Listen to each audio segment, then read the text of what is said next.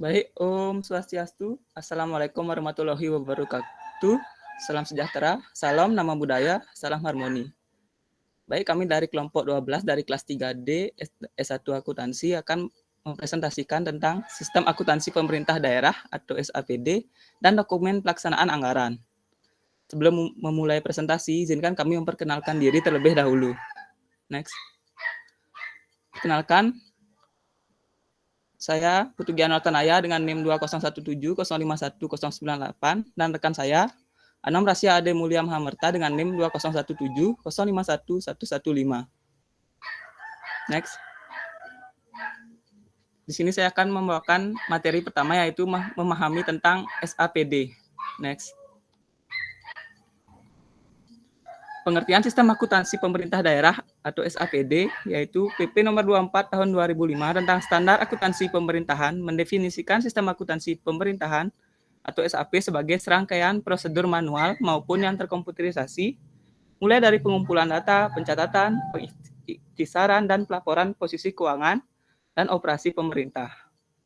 Selain itu, menurut Abdul Halim dalam bukunya Akuntansi Keuangan Daerah yang diterbitkan pada tahun 2004 oleh Salemba 4, mendefinisikan sistem akuntansi pemerintahan daerah atau SAPD adalah sistem akuntansi yang meliputi proses pencatatan, penggolongan, penafsiran, peringkasan transaksi atau kejadian keuangan, serta pelaporan keuangannya dalam rangka pelaksanaan APBD.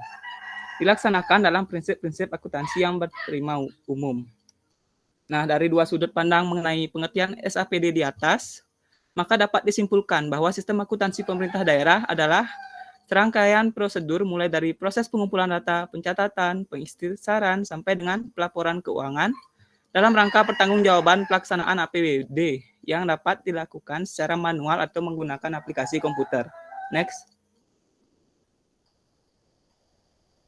Tujuan dan fungsi sistem akuntansi pemerintah. Dibentuknya sistem akuntansi pemerintah daerah atau SAPD memiliki beberapa tujuan, yaitu untuk akuntabilitas, manajerial, dan pengawasan. Yang hasil akhirnya dari siklusnya adalah informasi keuangan. Berikut penjelasan masing-masing tujuan SPAD. Yang pertama, akuntabilitas. Akuntabilitas yaitu sistem akuntansi pemerintah mampu memberikan informasi keuangan yang lengkap, cermat, dalam bentuk dan waktu yang tepat, yang berguna bagi pihak yang bertanggung jawab yang berkaitan dengan operasi unit-unit pemerintah. Lebih lanjut lagi, tujuan akuntabilitas ini mengharuskan tiap pegawai atau badan yang mengelola keuangan negara harus memberikan pertanggungjawaban dan perhitungan atas laporan keuangannya. Lalu yang kedua ada manajerial. Akuntansi pemerintah mampu memberikan informasi keuangan yang diperlukan untuk perencanaan, penganggaran, pelaksanaan pemantauan, pengendalian anggaran, perumusan kebijakan dan pengambilan keputusan, serta penilaian kinerja pemerintah. Lalu yang ketiga ada pengawasan, di mana akuntansi pemerintah harus memungkinkan terselenggaranya pemeriksaan oleh aparat pengawasan fungsional secara efektif dan efisien. Next. Lalu ada karakteristik SAPD. SAPD memiliki beberapa karakteristik yang sama dengan sistem akuntansi pemerintah pusat, yaitu yang pertama ada basis kas. SAPD menggunakan basis kas untuk laporan realisasi anggaran atau LRA dan basis akrual untuk neraca. Dengan basis kas, pendapatan diakui dan dicatat pada saat diterimanya kas oleh rekening kas daerah, serta belanja diakui dan dicatat pada saat dikeluarkannya kas dari rekening kas daerah.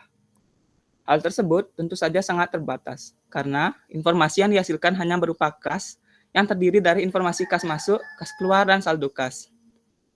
Aset, liability, dan ekuitas dana diakui dan dicatat pada saat terjadinya transaksi, atau pada saat kejadian atau kondisi lingkungan berpengaruh pada keuangan pemerintah. Kemudian ada sistem pembukuan berpasangan atau double entry system. Single entry pada awalnya digunakan sebagai dasar pembukuan dengan alasan utama demi kemudahan dan kepraktisan. Seiring dengan tingginya tuntutan perwujudan good public government, pengaplikasian double entry dipandang perlu untuk menghasilkan laporan keuangan yang lengkap dan auditable. Sistem pembukuan berpasangan atau double entry system didasarkan atas persamaan dasar akuntansi, yaitu aset sama dengan liability plus equity. Setiap transaksi dibukukan dengan mendebit suatu perkiraan dan mengkredit perkiraan yang lain. Double entry system tidak memungkinkan terjadinya kesalahan pencatatan atau selisih kecuali ada faktor dari kesalahan manusia dan salah klasifikasi akun.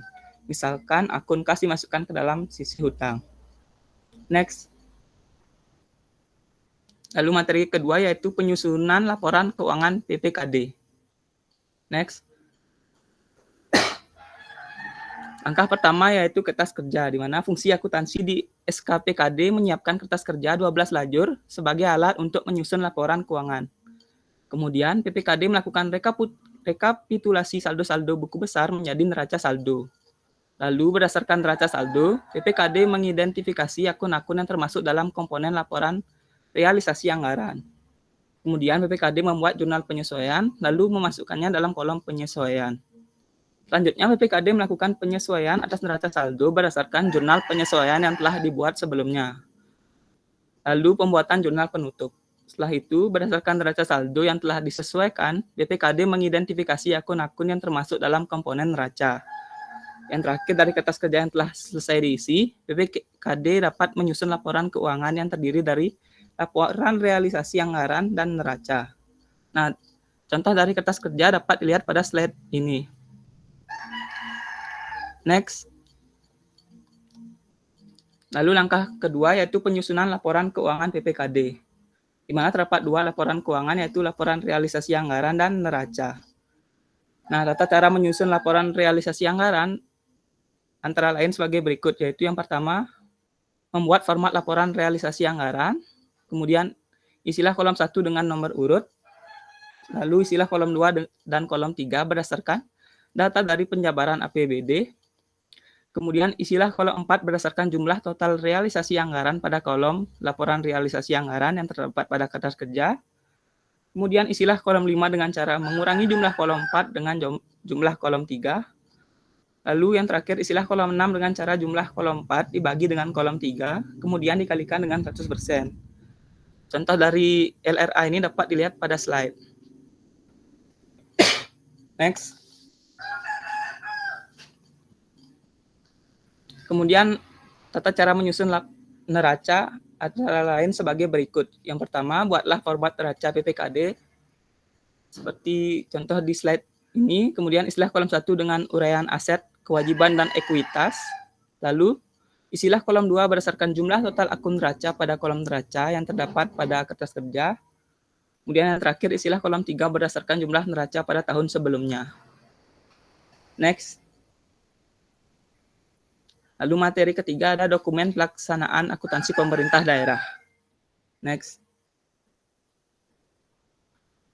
DPA Satuan Kerja Pengelolaan Keuangan Daerah atau SKPKD dibedakan menjadi dua, yaitu yang pertama DPA SKPKD selaku Satuan Kerja Perangkat Daerah atau SKPD, kemudian DPA PPKD atau Pejabat Penatausahaan Keuangan Daerah selaku BUD atau Bendahara Umum Daerah. Nah, DPA PPKD digunakan untuk menampung yang pertama pendapatan berasal dari dana perimbangan dan pendapatan hibah. Kemudian belanja seperti belanja bunga, belanja subsidi, belanja hibah, belanja bantuan sosial, belanja bagi hasil, belanja bantuan keuangan, dan belanja tak terduga. Kemudian yang ketiga, penerimaan pembiayaan dan pengeluaran daerah. Kesimpulannya adalah SKPD dan SKPKD merupakan entitas keuangan dalam sebuah akuntansi atau sering disebut dengan entitas akuntansi. Baik, sekian materi yang dapat saya sampaikan. Materi selanjutnya akan disampaikan oleh rekan saya. Terima kasih.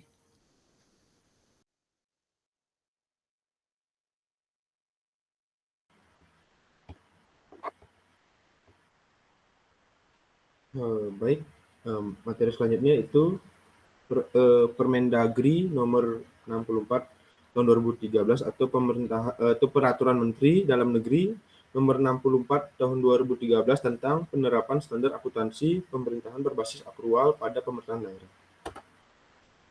Peraturan ini itu menimbangan bahwa untuk melaksanakan ketentuan pasal 7 ayat 3 Peraturan Pemerintahan nomor 71 tahun 2010 tentang standar akuntansi pemerintahan perlu menetapkan Peraturan Menteri Dalam Negeri Republik Indonesia atau Permendagri tentang penerapan standar akuntansi pemerintahan berbasis akrual pada pemerintahan daerah. Selanjutnya, Peraturan Menteri Dalam Negeri Negara Republik Indonesia itu mengingat yang pertama Undang-Undang 32 tahun 2004 tentang pemerintahan daerah atau Lembaran Negara Republik Indonesia tahun 2004 nomor 125, tambahan Lembaran Negara Republik Indonesia nomor 4437 yang telah diubah beberapa kali, terakhir dengan Undang-Undang nomor 12 tahun 2008 tentang perubahan kedua atas Undang-Undang nomor 32 tahun 2004 tentang pemerintahan daerah atau Lembaran Negara Republik Indonesia tahun 2008 nomor 59, tambahan Lembaran Negara Republik Indonesia nomor 4844. Yang kedua itu untuk mengingat Undang-Undang nomor 39 tahun 2008 tentang Kementerian Negara atau Lembaran Negara Republik Indonesia tahun 2008 nomor 166, tambahan Lembaran Negara Republik Indonesia nomor 4916. Dan yang ketiga itu mengingat Peraturan Pemerintahan nomor 8 tahun 2006 tentang laporan keuangan dan kinerja instansi pemerintahan atau Lembaran Negara Republik Indonesia tahun 2006 nomor 25, tambahan Lembaran Negara Republik Indonesia nomor 4614. Pada pasal satunya yaitu mengatur tentang definisi dari penerapan standar akuntansi pemerintahan berbasis akrual pada pemerintahan daerah. Pada pasal 1 ayat 1-nya yaitu mengatur tentang pengertian tentang pemerintahan daerah. Pemerintahan daerah adalah pemerintahan provinsi dan pemerintahan kabupaten atau kota. Pada pasal 1 ayat 2-nya yaitu mengatur tentang pengertian akuntansi proses, yaitu akuntansi proses adalah identifikasi, pencatatan, pengukuran, pengklasifikasian, pengiktisaran transaksi dan kejadian keuangan, penyajian laporan serta penginterpretasian atas hasilnya. Pada pasal 1 ayat 3 yaitu mengatur tentang pengertian standar akuntansi pemerintahan, bahwa standar akuntansi pemerintahan atau SAP adalah prinsip-prinsip akuntansi yang diterapkan dalam menyusun dan menyajikan laporan keuangan pemerintah. Pada pasal 1 ayat 4 itu mengatur tentang pengertian SAP berbasis akrual. SAP berbasis akrual adalah SAP yang mengakui pendapatan, beban, aset, utang, dan ekuitas dalam pelaporan finansial berbasis akrual, serta mengakui pendapatan belanja dan membiayai dalam pelaporan pelaksanaan anggaran berdasarkan basis yang ditetapkan dalam APBD. Pada pasal 1 ayat 5 itu mengatur tentang pengertian pernyataan standar akuntansi pemerintahan atau PSAP, di mana PSAP yaitu SAP yang diberi judul, nomor, dan tanggal efektif. Selanjutnya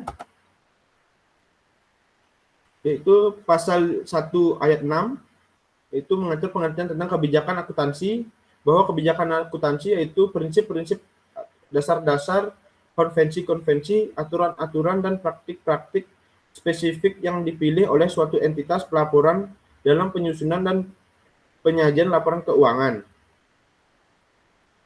Selanjutnya yaitu pasal 1 ayat 7 itu mengatur tentang kebijakan akuntansi pemerintahan daerah,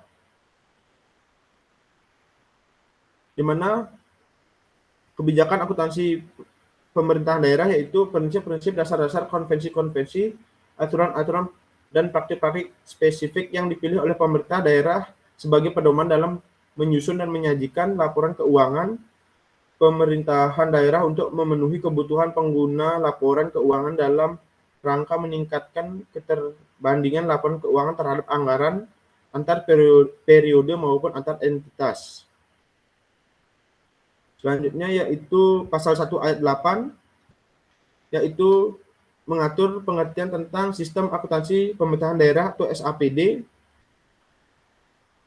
bahwa SAPD adalah rangkaian sistematik dari prosedur, penyelenggara, peralatan, dan elemen lain untuk mewujudkan fungsi akuntansi sejak analisis transaksi sampai dengan pelaporan keuangan di lingkup organisasi pemerintahan daerah.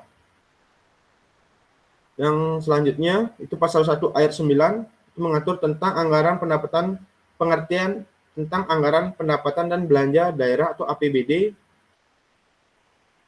bahwa APBD adalah rancangan keuangan tahunan pemerintahan daerah yang dibahas dan disetujui bersama oleh pemerintahan daerah dari DPRD dan ditetapkan dengan peraturan daerah.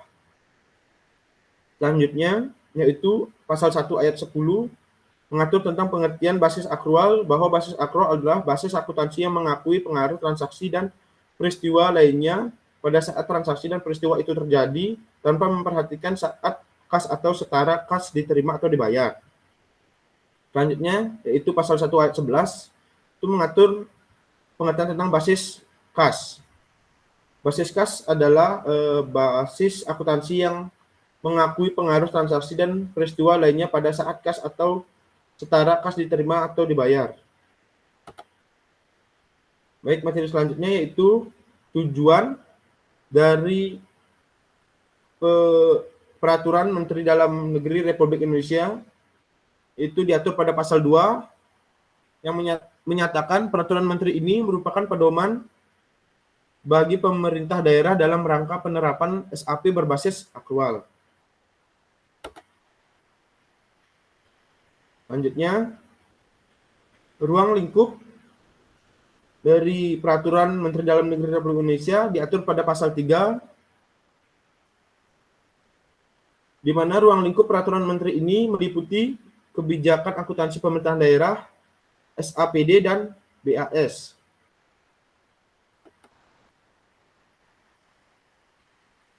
Pada pasal 4 itu mengatur tentang kebijakan pemerintahan daerah, di mana pasal 4 ayat 1-nya itu mengatur tentang kebijakan akuntansi pemerintahan daerah sebagaimana dimaksud pada pasal 3 huruf A terdiri atas yang pertama itu kebijakan akuntansi pelaporan keuangan dan kebijakan akuntansi akun.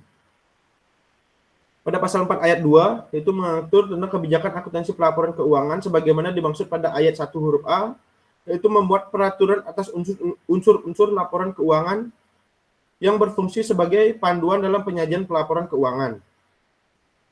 Pada pasal 4 ayat 3 yaitu mengatur kebijakan akuntansi akun sebagaimana dimaksud pada ayat 1 huruf B, yaitu mengatur definisi, pengakuan, pengukuran, penilaian, dan atau pengungkapan transaksi atau peristiwa sesuai dengan PSAP atas yang pertama pemilihan metode akuntansi atas kebijakan akuntansi dalam SAP, dan yang kedua itu pengaturan yang lebih rinci atas kebijakan akuntansi dalam SAP.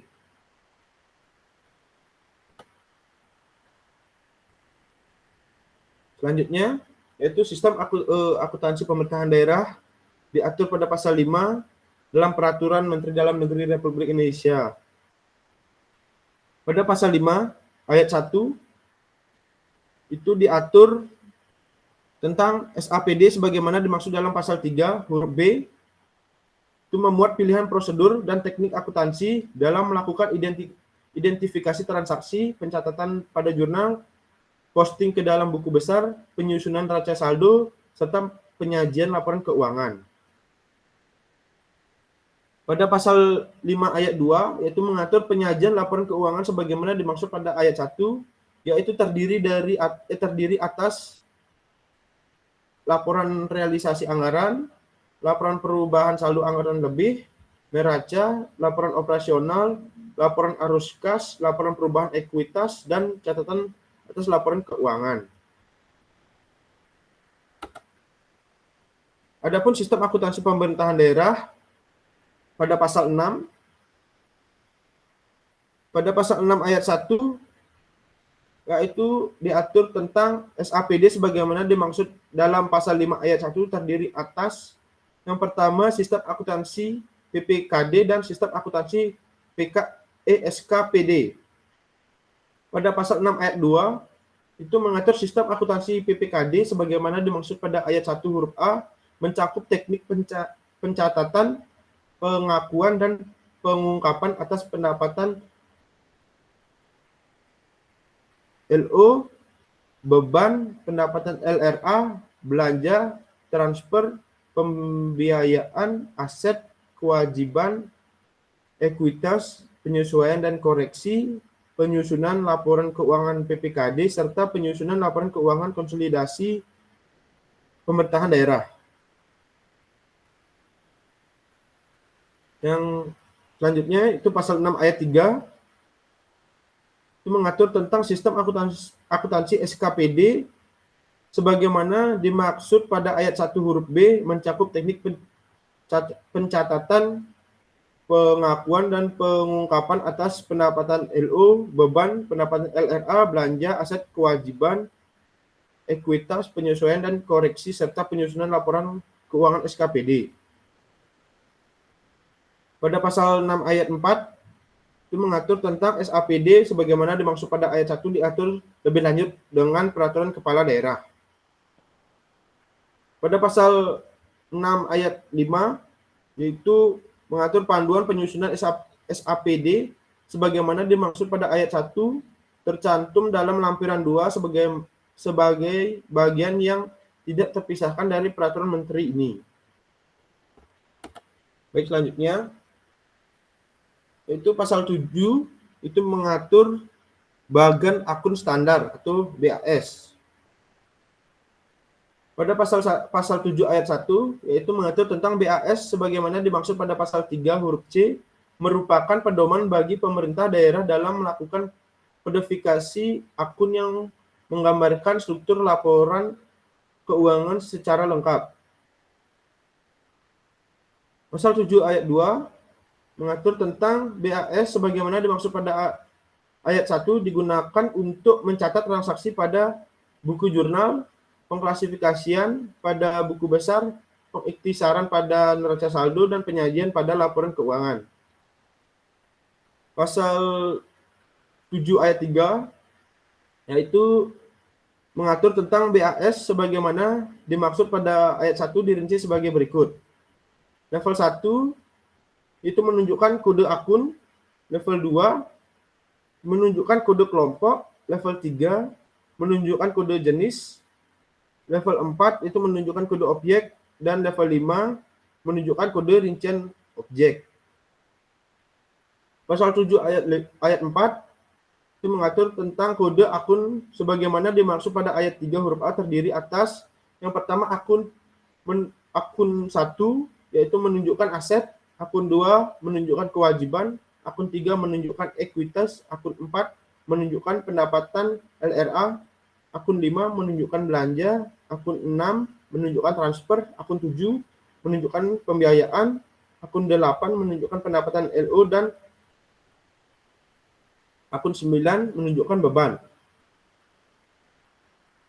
Pasal 7 ayat 5 itu mengatur tentang BAS sebagaimana dimaksud pada ayat 3 tercantum dalam lampiran ketiga sebagaimana bagian yang tidak terpisahkan dari peraturan menteri ini. Terus selanjutnya pada pasal 8 diatur tentang ketentuan lain-lain. Pasal 8 ayat 1 itu mengatur tentang pencatatan transaksi pelaksanaan anggaran disesuaikan dengan dokumen anggaran. Pasal 8 ayat 2 dalam hal kodifikasi akun dokumen anggaran belum sesuai dengan BAS sebagaimana dimaksud dalam pasal 7 ayat 5 pemerintahan daerah dapat melakukan konversi dalam penyajian LRA. Pasal 8 ayat 3 itu mengatur tentang format konversi penyajian LRA sebagaimana yang dimaksud pada ayat 2 tercantum dalam lampiran 4 peraturan menteri ini.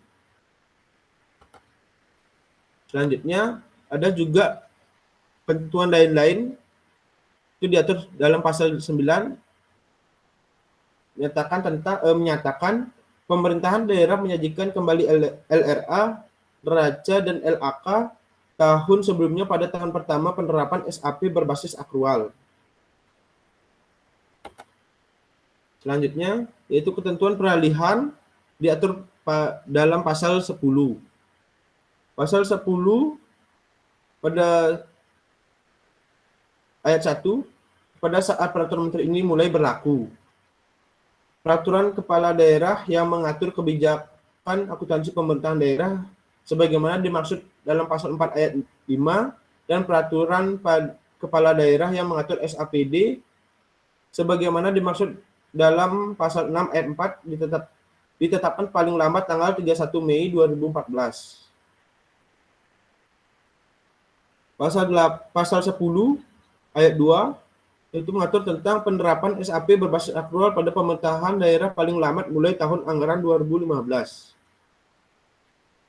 Selanjutnya, yaitu ketentuan penutup diatur dalam pasal 11. Pasal 11 menyatakan peraturan menteri ini dimulai berlaku pada tanggal diundangkannya peraturan menteri tersebut, yaitu pada tanggal 3 Desember 2013. Dan agar setiap orang mengetahuinya, memerintahkan pengundangan peraturan menteri ini dengan penempatannya dalam Berita Negara Republik Indonesia. Sekian materi yang bisa saya sampaikan, saya kembalikan kepada moderator. Baik, terima kasih atas kesempatannya. Karena materi yang kami sampaikan sudah habis, saya ucapkan terima kasih. Kami tutup dengan Pramo Santi. Om Santi, Santi, Santi, Om. Santi, Om.